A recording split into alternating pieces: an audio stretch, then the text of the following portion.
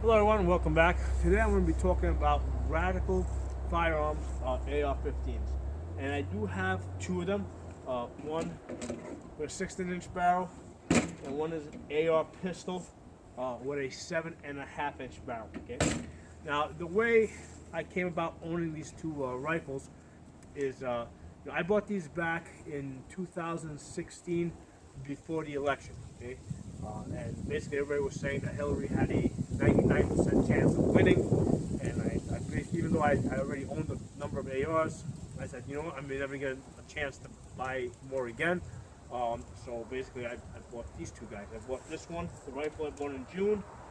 I was pretty happy with it, so I bought this one beginning of October, right before the election. I actually received it a week after the election because Radical Firearms was so, the orders were so backed up. So I've had these guns now for about, I guess, 2.5 years, and I'm pretty happy with them. First thing I'm going to say is that if you are buying your first AR, I'm not going to recommend the Radical Firearms. I'm going to recommend that you go with a Ruger or a Smith & Wesson AR-15, because basically name brand company, you're less likely to have a problem, and those guns are cheap enough that I would recommend you go with that. Okay. Now, I did have a few minor problems with this AR. And I say minor because to somebody that's comfortable working with ARs, it's easy to fix. To somebody that's buying an AR for the first time, it could be a major headache trying to fix these problems. If you're not familiar with the guns and how to, most first-time AR buyers don't even know how to take the gun apart, pull the bolt out, and clean the bolt. So that's enough of a challenge for them initially. Okay, so that's why I'm going to recommend that they don't get that they go to Ruger or Smith & Wesson rather than come with the Radical. Although this would make a great second or third gun. Now let's talk about some of the problems I did have with this gun. And like I said, they are minor problems, and most of them the company has since corrected. Okay, because back in 2016, it was a pretty young company, and of course they went through some growing pains. The company does have a lifetime warranty, and they helped me fix all the problems I did have. Okay, first problem I had was that the bolt was not locking back on the last round. Okay, so on the last round, basically, if there's a magazine in there, the bolt is supposed to lock open.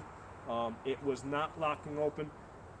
Initially, I thought it was the magazine catch, the bolt catch rather, the button that this little piece over here, the bolt catch. Initially, I thought it was that problem, so I called them up, tell them that was no good. They sent me out a replacement, changed it. I was still having the same problem. Called them up. I thought at that point maybe it was the buffer spring, and they said it was either the buffer spring or the buffer tube, and they sent me out both parts. Changed the buffer spring because that's easier to change. Still had a problem. Then I changed the buffer tube. And that fixed the problem. And it turned out that the buffer tube that they sent me was just a tad bit longer, by a couple of millimeters. Apparently they got a batch of buffer tubes that were a little different. The way it works with these mil-spec guns, there's, all the parts have ranges, so they can, there's a range where each part can be a little bit off on one side or the other side, and what happens is that if you get two parts that are on the opposite end of that range, of that mil-spec range, then those two parts may not fit together, okay, very well, or work together very well, okay? And that can happen with any mil-spec type of gun. So that's what happened with this, with these parts that I had. I had two parts that apparently were at the opposite ends of the mil-spec range, and they didn't work very well together. A lot of the parts that go into AR-15s, they're not made by the company that's selling it to you. Like Radical doesn't make a lot of these parts. They're buying them from other manufacturers. And basically those manufacturers are selling the same parts to both Radical and Ruger and Smith & Wesson and Colt and maybe even some of the more high-end companies like like spikes or whatever. So just because you get a Radical or Ruger or whatever doesn't mean that they made every single part. Okay, so this is a problem that can present itself, in other areas as well. So anyway, that fixed the problem. They sent me out a different buffer tube. I changed the buffer tube, and the gun now locks open on the last round. So that was the first issue I had. Minor issue, but like I said, it could be a headache to a beginner. Okay.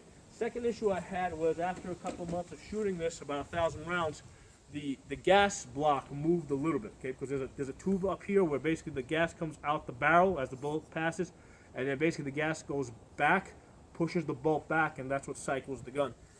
And that gas block is held in place by Allen screws that are supposed to be basically Loctited down. Loctite is the type of glue that you put on screws. So they're supposed to use a Loctite, and apparently at the time they were not using that Loctite, and they were aware of that problem. And when it did happen, they said, yeah, just move your gas block a little bit and Loctite it down. And I believe that at this point, that's they've been doing that consistently with all their rifles as a matter of policy. So I don't expect that too many people would have this issue. Okay, so that was another minor issue that I had with this rifle. Another issue that I have found is that the staking on the gas key. Basically, if you look on top of the bolt, there's a gas key over there where basically it basically meets the tube. Okay, so that when the gas comes back, it pushes on that gas key, and that's what pushes the bolt back. Well, that gas key is supposed to be staked in place, and what that means is that the metal around the Allen screws is supposed to be pinched in, so that basically it holds that screw in place and it doesn't come loose. Well, they did stake it, but it wasn't staked very well, and those screws, although I never had a problem with the gun, it never actually, I could see that the key actually would wiggle a little bit, and I kind of fixed that myself. I just tightened the screws up a little bit more and staked it down a little bit better. But again, this is a problem I don't want a new shooter to have. Okay, I think that's pretty much it. The only other thing I did with this gun is I did change the stock that came with it. It came with a cheap, one of those wobble stocks. And more than the wobble that bothers me, I like having this release button up here on the inside. I don't like it down here because sometimes if I'm doing any distance shooting, I'll rest the front and the back of the gun on a sandbag, and I don't want the sandbag being able to hit this and throw off the position of this. I changed. There was nothing wrong with it, but I changed it because I upgraded it to something better. I also changed the end plate over here. Basically, I put one that will accept a QD mount. Basically, this way I can put I can mount the sling in back here, and I usually also put the sling over here because that will also take a PD mount right there, or QD mount right there. Okay, so that's another cool feature of this gun. So basically, I'm pretty happy with this gun. I use this gun as a beater gun, which basically means that I give this gun to beginners. And I don't, basically, I don't care if it's raining, snowing. I don't care if the gun, falls in the mud. It's a cheap gun that works well. Before I had this beater, before I was using this Radical as the beater gun, I was using, I had the Smith & Wesson MP-15 Sport 1. Okay, that was the one that it didn't have a forward assist, and it didn't have a dust cover on it. And because it was using those two features, I kind of didn't like the gun so much. So I said, what, I'm going to use this as my beater gun, and that's the gun that I would give to the beginners. And basically, I've used that gun for about 5 years, and by the time I bought this gun, basically I had put around 10,000 rounds through that gun. I never had any problem with the MP-15 Sport 1, and I said, this is a pretty good gun. Never had a problem with it. Works well. And basically what I did is I took, that was no longer the beater gun. That became now one of my more favorite guns. So I don't give that so much to the beginners. And now I give them this gun, which this one has close to 10,000 rounds on it right now. And it's working pretty good. And at some point, if I get another gun, maybe that'll become a beater gun. But right now I'm using this gun. I've used this gun, for example, to practice mortaring, and that's where, for example, you get a bolt override, where basically the bolt goes on top of the, you basically get a round stuck on top of your bolt, and the only way to really get it out is to mortar the gun. And as you can see, basically the back of the stock is beat up a little. You're supposed to basically collapse the gun, and you can basically bang this into the ground, and the inertia will bring the bolt back, and it will unjam the gun. So, so basically you need a beater gun in order to practice things like that, because you're not going to do that with your more expensive gun, okay? So that's one of the values of having a gun like this. So basically I shoot this gun, I do shoot this gun out to, I shot it to 110 yards. At 110 yards, with a, at one point I put a scope on it, all right, an 8 magnification scope. And basically with a magnification scope, I can hit groupings of 2.5 to 3.5 inches, okay? So the groupings are pretty decent with the gun. By comparison with the Colt, I'll get 2-inch groupings, when I put a magnification scope on that, okay? So basically you do lose an inch, with this radical gun. It's an inch, you lose an inch at 110 yards, okay? So take that for whatever it's worth, okay? Which to me, I mean, even with the red dot, sometimes I'll shoot 110 yards with the red dot, of course I'm resting the gun when I'm doing that. And even with the red dot, I mean, I can get shots within 4.5 inches, just using the red dot, even close to 3 inches, I mean, because I have a really fine red dot on that scope, okay? So those are my thoughts on the Radical AR-15. Pretty good gun. I would, like I said, I would recommend this as your second or third gun, not as your first gun. The company does have a lifetime warranty, which they have made good on. Okay, like I said, I did have some issues. They corrected them for me, sent me the parts I needed. One other thing I forgot to mention. I also did break the disconnector, okay, in the trigger group. And what the disconnector does is basically, when you're shooting the gun, okay, if you fire the gun, you hold the trigger down, that basically, it prevents the gun from shooting full auto. It also ensures that the bolt fully closes, before you fire the next round. So I did break the disconnector. Now I do bump fire the shit out of this gun because it is a beater gun. So and I don't have a bump stock on this. I have other videos that show how I bump fire this gun without a bump stock. And I don't do it off the belt loop. I actually hold the gun on the outside of my shoulder, and I use a technique from here, and I'm actually able to aim the red dot and fire the gun pretty accurately. So look at those videos to see how I do that. But I do bump fire the shit out of this gun, and I think that was a contributing factor towards breaking the disconnector. Okay, and again, the disconnector is not something that Radical builds. They buy that from other companies, and those same companies, sell that same part to a lot of other AR companies. I just thought I'd put that out there. I did break the rear disconnector. They sent me the part within like a day, and I'm very happy. Okay. The other gun I want to talk about is this AR pistol from Radical Firearms. First thing I'm going to say is, well, first of all, this is a much more expensive gun. This was $500 when I bought it. This was like $950, and they definitely put a lot more love into this gun when they were building it. First of all, it's got like a shiny bolt over here. It's probably like nickel boron or something. They staked everything properly. They put the Loctite where they were supposed to put it. So they definitely put a lot more love into this gun. The gun is very solid. The only issue I have with this gun is, and it's not a Radical issue. It's basically, this gun has a 7.5-inch barrel, which basically means that the barrel stops right there, and everything from there to there is a linear compensator. It's a muzzle brake. I'll talk about that in a second.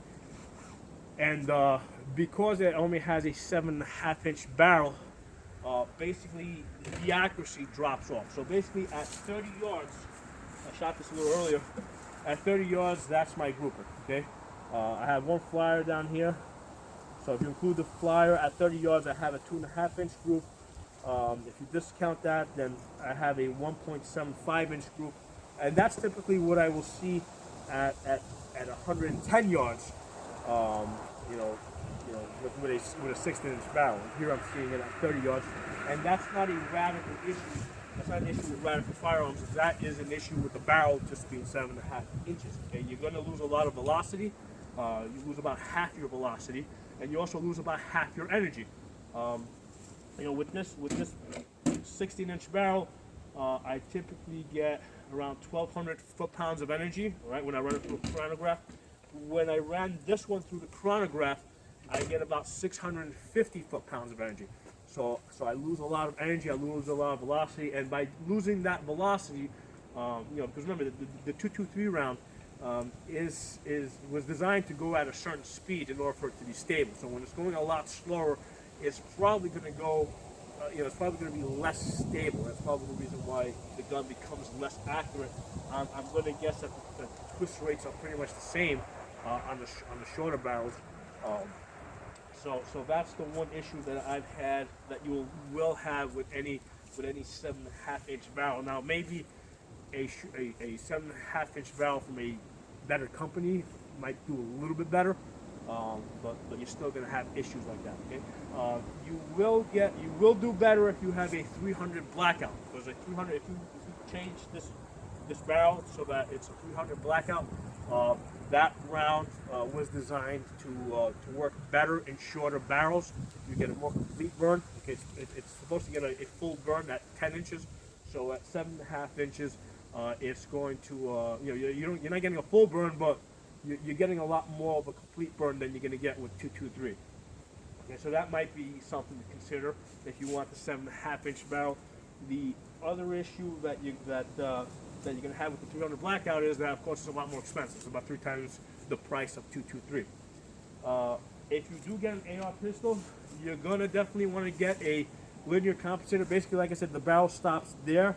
Everything from there to there is basically a muzzle brake that's designed to send the gases down range. And the reason for that is because AR pistols are extremely loud. Okay, they're so loud that basically, if I'm shooting it without that compensator, I need to double up on the hearing protection. I put earplugs and earmuffs, because otherwise I get headaches. It's that loud. I'm also a little bit older than a lot of you guys, so it may not bother you young guys as much, but it's loud enough that it will bother me. But by having that Spitfire muzzle brake on it, I can just wear regular earmuffs and I'm pretty comfortable shooting this. Okay? It does have this the SIG SB brace back here, and basically, they used to say that you couldn't shoulder it, you had to cheek it. Now the ATF changed its rules that said that you can occasionally shoulder it. Some stupid nonsense. Basically, you can shoulder the shit out of this. Nobody knows how hard you're pushing into your chest. Nobody's gonna come here and put their finger between your stock and your shoulder to see how hard you're shouldering this thing. And the cool thing about this, the reason why you would want to have a rifle like this is, it gets around the stupid, ATF nonsense about short barrel rifles, where basically you're getting a short barrel rifle without having to go through all that bullshit. Okay, so it's really cool. It's also a pistol, so if there are riots going on, and you want something more than just a handgun, basically this is covered under my carry permit because it is a pistol legally. So I wouldn't carry this around in my truck on a daily basis, on a regularly. But if there were riots going on, and I really felt that it was dangerous to travel, this is a gun that I could travel with, and it would be legal, with my carry permit. So that's another really cool reason to have an AR pistol. But anyway, those are my thoughts on Radical Firearms. Overall, good company. I'm pretty happy. I like the guns. I'll talk to you guys next time.